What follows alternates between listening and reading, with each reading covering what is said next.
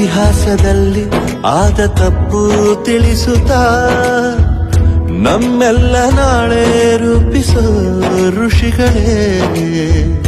ಭೂಗೋಳದಲ್ಲಿ ಕಕ್ಷೆಯಲ್ಲಿ ತುಂಬಿದ ವಿಜ್ಞಾನ ಜ್ಞಾನ ತಿಳಿಸಿದ ಹಿರಿಯರೇ.